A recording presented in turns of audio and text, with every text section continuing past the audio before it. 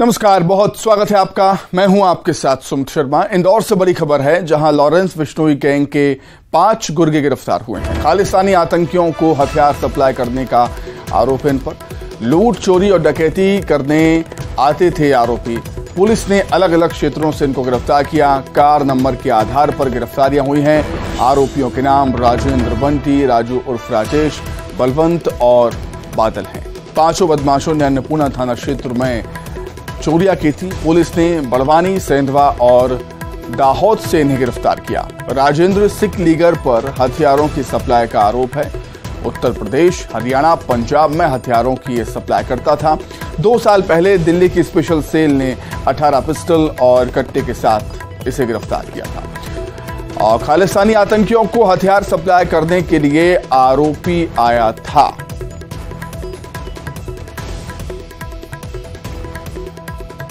तो Lawrence Bishnoi gang के 5 गुर्गे गिरफ्तार हुए हैं अलग अलग क्षेत्रों में। खालिस्तानी आतंकियों को हथियार सप्लाई करने के इन पर आरोप हैं। लूट, चोरी और डकैती करने ये आरोपी आते थे और हथियार भी सप्लाई करते थे। पुलिस ने अलग अलग थाना क्षेत्रों से इनकी गिरफ्तारियां की हैं।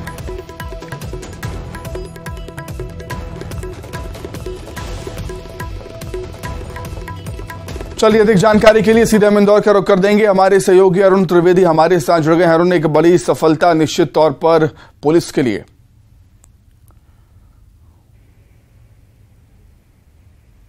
बिल्कुल, देखिए, ये जो गिरोह के सदस्य हैं ये इंदौर में चोरी करने आते थे और ये जो बंद घर होते थे जिनमें ताला लगा होता था उसकी रेकी करते थे।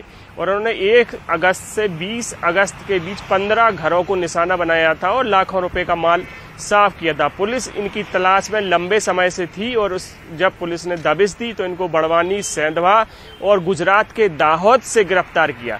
इसमें जो मुख्य सरगना है राजेंद्र सिंह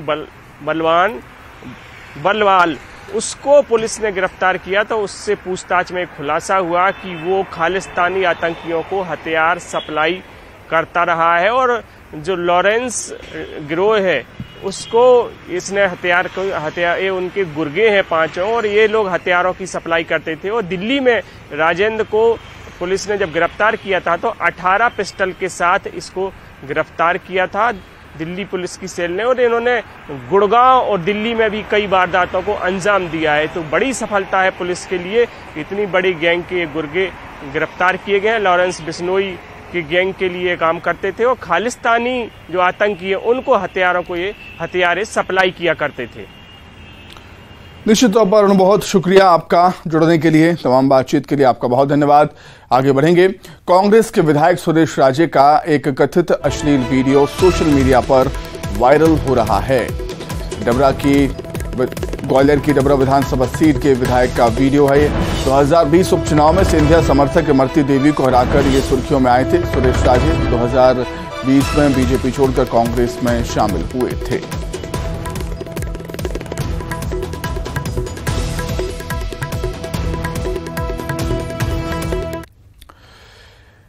वहीं वायरल वीडियो पर विधायक ने सफाई दी है। कहा है ये वीडियो एडिट किया गया है। वायरल वीडियो पर बोले हैं कांग्रेस के विधायक सुरेश राजे, ये वीडियो एडिट किया गया है। मुझे ब्लैकमेल किया जा रहा है। 2-3 दिन से मुझसे 50 लाख रुपए की डिमांड भी की जा रही थी। मैंने पैसे नहीं दिए। मैंने जो काम किया ही नहीं है, उसके लिए कैसे ब्लैकमेल हो जाता। मेरा टिकट कटवाने के लिए फॉर्मूला है जो अपनाया जा रहा है और मैं इस मामले की पुलिस से शिकायत कर रहा हूं, ये कहा है सुरेश राजे ने।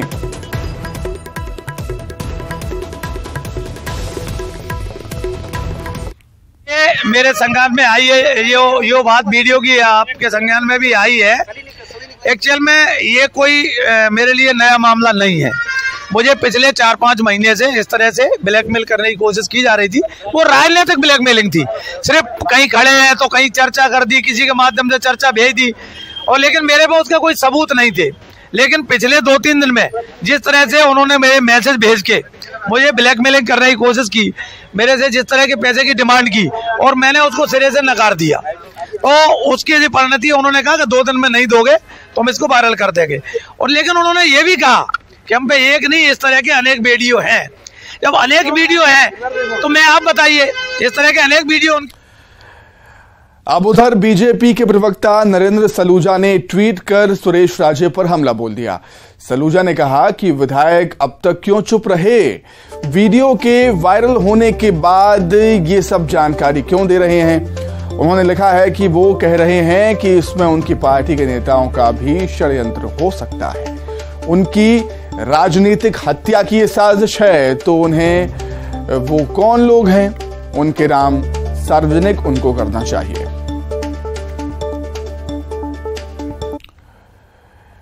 वहीं इधर कांग्रेस के विधायक सुरेश राजे के कथित अश्लील वीडियो के वायरल होने पर आम आदमी पार्टी के प्रवक्ता रमाकांत पटेल ने कहा कि कांग्रेस का चरित्र एक बार फिर से उजागर हुआ। मैं कमलनाथ जी से कहना चाहता हूं कि ये कांग्रेस का चाल चरित्र और चेहरा उजागर करता है, चाहे अभिषेक मनु सिंघवी हो, चाहे गोपाल कांडा हो, चाहे महपाल मदरेना हो। एक नेता नहीं है, अनेकों नेता हैं जिनके ऐसे वीडियो आ रहे हैं, कांग्रेस पार्टी के चाल चरित्र और चेहरे को उजागर कर रहे हैं। कमलनाथ जी ध्यान दीजिए, ये कांग्रेस पार्टी को ले डूबने वाले वीडियो हैं। वहीं केंद्रीय मंत्री अनुराग ठाकुर ने मणिशंकर अय्यर के उस बयान पर पलटवार किया जिसमें उन्होंने कहा था कि अटल बिहारी वाजपेयी बीजेपी के पहले पीएम नहीं बल्कि पीवी नरसिम्हा राव थे। अनुराग ठाकुर की माने तो पीवी नरसिम्हा राव को इन्होंने अपना नहीं माना और उनके साथ जैसा व्यवहार कांग्रेसियों ने किया गया सारे देश ने देखा है। उनकी माने तो कांग्रेस के कुछ नेता रहते तो भारत में हैं, लेकिन उनका दिल पाकिस्तान के लिए धड़कता है। मणिशंकर अय्यर ने एक बयान दिया है और उन्होंने एक बड़ा बयान दिया। उन्होंने बोला अटल बिहारी वाजपेयी जी भारतीय जनता पार्टी के पहले प्रधानमंत्री नहीं थे, पीवी नरसिम्हा राव थे। देखिए, पीवी नरसिम्हा जी को तो ना कभी उन्होंने अपना माना, और जिस तरह का व्यवहार कांग्रेस ने अपने कुछ नेताओं के साथ किया जो गांधी और नेहरू परिवार की नहीं सुनते थे, वो देश ने देखा है। या तो उनके दरबारी बन के जियो जी, तब आपके ऊपर प्रश्न चिन्ह खड़ा नहीं करेंगे। अगर आप दरबारी नहीं हो तो आप कभी कांग्रेस वाले आपको अपना नहीं मानते। लेकिन दुख की बात यह है जी, आप किस व्यक्ति की बात कर रहे हो जो देश के प्रधानमंत्री मोदी जी को क्या कहता है, बार बार अपमानित करता है, जिन्होंने कभी अटल जी से लेकर भारतीय जनता पार्टी के नेताओं के बारे में कभी अच्छे शब्द ही ना कहे हो, जो पाकिस्तान में जाकर गले मिलते हो और भारत के आलोचना करते हो। ऐसे मणिशंकर अय्यर जी की किताब तो आज भी कह रहे हैं पाकिस्तान से बातचीत होनी चाहिए, लोगों को सिर्फ सर्जिकल स्ट्राइक। मैंने कहा कि वो रहते भारत में, ये कांग्रेस के कुछ ऐसे नेता हैं जो रहते भारत में हैं, लेकिन उनका। आगे बढ़ेंगे। दतिया शहर में बदमाश एक बार फिर बेखौफ दिखे, जहां रात को सरेराह 3 बदमाश टाउन हॉल पर बाइक सवार दंपत्ति का मोबाइल छीन ले गए। बाइक पर सवार 3 बदमाश गाड़ी पर पीछे बैठी महिला का मोबाइल छीन ले गए। मोबाइल छीनने की घटना पास में ही लगे सीसीटीवी कैमरे में कैद हुई।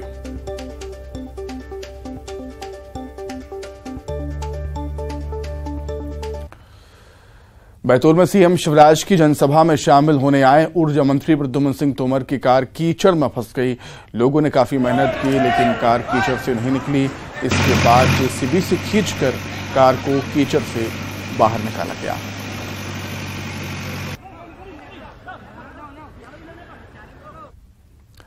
और अब बात करेंगे बालाघाट से आई खबर की, जहां बकरी चोरी के आरोप में उपसरपंच और बकरी मालिक ने आदिवासी पिता पुत्र से जुर्माना भी वसूला, पैर भी चटवाए। पीड़ित पिता पुत्र ने अब प्रशासन से न्याय की गुहार लगाई है। घटना 14 अगस्त की है, जब बकीरा निवासी बलिराम भगत की एक बकरी चोरी हो गई थी। चोरी का आरोप बकरी चराने वाले आदिवासी घनश्याम टेकाम और उसके लड़के राम पर लगा। गांव में मीटिंग के बाद 6000 रुपए जुर्माना लगाया गया। उप सरपंच प्रताप बिसेन और बलिराम भगत ने न केवल पिता पुत्र से जुर्माना वसूला बल्कि मारपीट भी की। इसके बाद भी उनका मन नहीं भरा तो उप सरपंच प्रताप बिसेन और बकरी मालिक बलिराम भगत ने पिता पुत्र से अपने पैर तक चटवाए हैं। अलग अलग लेंगे ना। और हमारे पे मोहल्ले वाले ने झूठा आरोप लगाया बकरी चोर करके, और बलिराम भगत की बकरी गायब हो गई थी तो उसने हमारे ऊपर इंजाम डाल दिए और हमारे नाम से रिपोर्ट करके हमारे घर पे आके गाली गलौज करे, मारपीट करे और धमका के हमारे से 6000 रुपये ले लिए। हमको न्याय चाहिए, हम आदिवासी है। ये सर अपन आदिवासी इसलिए हमको वो कमज़ोर समझते हैं, उसके लिए हमारे लिए वो फ़ायदा उठाए उन लोगों ने और हमको आरोप लगा दिए और लड़के को नहीं क्या। ये खबर शिवपुरी से, जहां नोहरी बछौरा गांव में जमीन विवाद में सुनवाई न होने पर एक युवक पूरे परिवार सहित पानी की टंकी पर चढ़ गया। इस मामले की सूचना पर प्रशासन मौके पर पहुंचा और युवक को समझा बुझाकर तत्काल कार्रवाई का आश्वासन दिया। तब कहीं युवक नीचे उतरा। प्रशासन की टीम उसके दर्द को सुन रही है। पीड़ित युवक का आरोप है कि आरोपियों ने उसके खेत का रास्ता बंद कर दिया। मामले को लेकर उसने शिकायत की तो आरोपियों ने उसके घर तक को तोड़ दिया।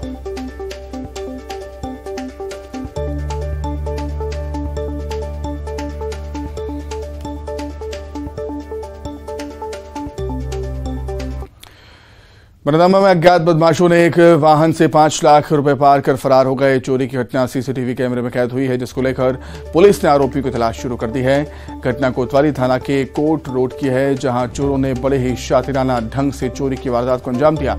बदमाशों में से एक ने पहले ड्राइवर को बातों में उलझाया और नीचे पैसे डालकर उठाने को कहा। तभी दूसरे ने पैसों से भरे बैग को लेकर वहां से फरार हो गया।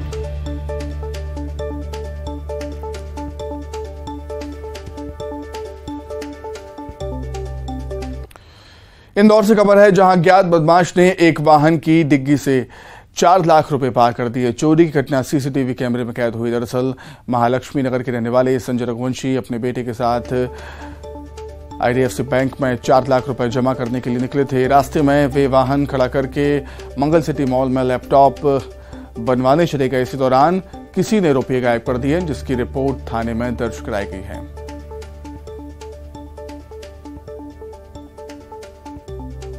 लेकिन अभी और कुछ फुटेज और उसमें तलाशे जा रहे हैं ताकि उसमें पूरा स्पष्ट हो सके कि वास्तव में इसके पीछे का क्या मोटिव है। कहीं ऐसा तो नहीं है कोई इनके साथ में जानने वाला हो कि डिग्गी से पैसा निकला है। और चूंकि पिता पुत्र दोनों लोग एक साथ थे और एक साथ ही अंदर गए, जब लौटे हैं तो उसमें पैसा नहीं था। तो इन सभी पहलुओं पर जांच की जा रही है और कार्रवाई। ओरछा में राम राजा लोक का भूमि पूजन सीएम शिवराज सिंह चौहान 4 सितंबर को करेंगे, लेकिन इसके पहले स्थानीय दुकानदारों ने इसका विरोध शुरू कर दिया है। राम राजा लोक को लेकर अधिकारियों ने नगर के दुकानदारों के साथ एक बैठक की, जिसका स्थानीय दुकानदारों ने विरोध किया। दरअसल जहां पर राम राजा लोक बनना है, वहां के दुकानदारों का कहना है कि पहले विस्थापन नीति बताएं, उसके बाद ही दुकानदार वहां से हटेंगे। एसडीएम राकेश मरकाम ने बताया कि दुकानदारों ने कुछ बिंदु बताए हैं, जिस पर कलेक्टर से चर्चा की जाएगी और दुकानदारों के हित में राम राजा लोक प्रोजेक्ट को मूर्त रूप दिया जाएगा। दुकानदारों द्वारा बताया गया कि उनके कुछ बिंदु थे, उनके पॉइंट ऑफ कंसर्न थे, जैसे कि विस्थापन नीति के बारे में उन्हें थोड़ा सा विस्तृत बताया जाए और जो राम राजा लोक सरकार की जो पूरी प्रोजेक्ट है उसके बारे में उनको बताया जाए। तो निसंदेह जो हम आगामी बैठक करेंगे कलेक्टर महोदय की अध्यक्षता में, उस संबंध में उनसे विस्तृत चर्चा की जाएगी ताकि किसी प्रकार का भी कंफ्यूजन ना रहे। बड़ौदा में स्कूली छात्राओं से छेड़छाड़ करने वाले मनचलों के हौसले बुलंद नजर आ रहे हैं। छेड़छाड़ पर छात्राओं द्वारा आरोपियों की शिकायत उनके परिजनों से करने पर गुस्साए आरोपी छात्राओं के घर पहुंच गए और घर में घुसकर मारपीट की, गाली गलौज और जान से मारने की धमकी दी। पूरा मामला घर में लगे सीसीटीवी कैमरे में कैद हुआ। इसके बावजूद भी पुलिस ने एफआईआर दर्ज नहीं की। अब पीड़ित परिवार ने पुलिस अधीक्षक दफ्तर पहुंचकर न्याय की गुहार लगाई। पुलिस अधीक्षक का कहना है कि मामला संज्ञान में आया है और वीडियो फुटेज के माध्यम से मामले की जांच जारी है। मैटर मेरे संज्ञान में आया है, यद्यपि वीडियो को देखने से ये स्पष्ट नहीं हो रहा है कि उसमें क्या घटनाक्रम है। एक गली के अंदर बहुत सारे लोग आपस में बहस करते दिखाई दे रहे हैं। इस संबंध में थाना प्रभारी जो संबंधित थाना सिविल लाइन है, मैं उसमें बात कर रहा हूँ। ये व्यक्ति वहां थाने पहुंचेंगे तो वैधानिक। सीएम शिवराज आज जबलपुर के दौरे पर रहेंगे, जहां वो स्वराज कॉलोनी योजना का शुभारंभ करेंगे। इस योजना के तहत अवैध कॉलोनियों को वैध करने की शुरुआत की जाएगी। बीजेपी नगर अध्यक्ष प्रभात साहू ने बताया है कि सीएम शिवराज जबलपुर से विधानसभा चुनाव के प्रचार का शुभारंभ करेंगे। सीएम गोल बाजार शहीद स्मारक परिसर में एक आम सभा को संबोधित करेंगे, साथ ही कई योजनाओं की सौगात भी देंगे। पूर्व विधानसभा के शीतला माई मंदिर में माता के दर्शन के साथ ही जन दर्शन यात्रा शुरू होगी।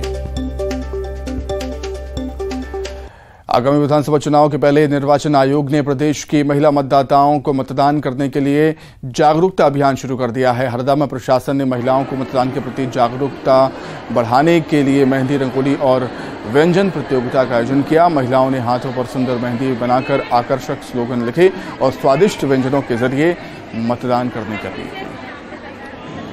भारत निर्वाचन आयोग द्वारा स्वीप गतिविधियों के माध्यम से सभी जागरूक मतदाताओं से आह्वान किया जाता है कि आगामी विधानसभा चुनाव में वो बढ़ चढ़कर हिस्सा लें और अपने मताधिकार का प्रयोग करें। मताधिकार न केवल हमारा एक मौलिक अधिकार है बल्कि हमारा कर्तव्य भी है कि एक सशक्त लोकतंत्र में हम अपने वोट डालने का जो अधिकार है उसको उपयोग करें और जो अभ्यर्थी हमें सही लगता है उसके पक्ष में हम वोट डालें। नरसिंहपुर के पूर्व कलेक्टर के खिलाफ जबलपुर लोकायुक्त में मामला दर्ज हुआ है। दरअसल वेद प्रकाश पर कलेक्टर रहते पद का दुरुपयोग करने के मामले में खुलासा हुआ। पूर्व कलेक्टर ने रिश्तेदार के नाम पर जाली तरीके से आर्म्स लाइसेंस बनाने के आरोप हैं। में की गई जांच के उपरांत नियम विरुद्ध शस्त्र लाइसेंस जारी करने के संबंध में तत्कालीन कलेक्टर नरसिंहपुर श्री वेद प्रकाश जी के विरुद्ध पद के दुरुपयोग का प्रकरण दिनांक 7/12/2022 को पंजीबद्ध किया गया है, जो वर्तमान में विवेचना में है। और आइए अब देखेंगे 25 सेकंड में खबरें। इंदौर में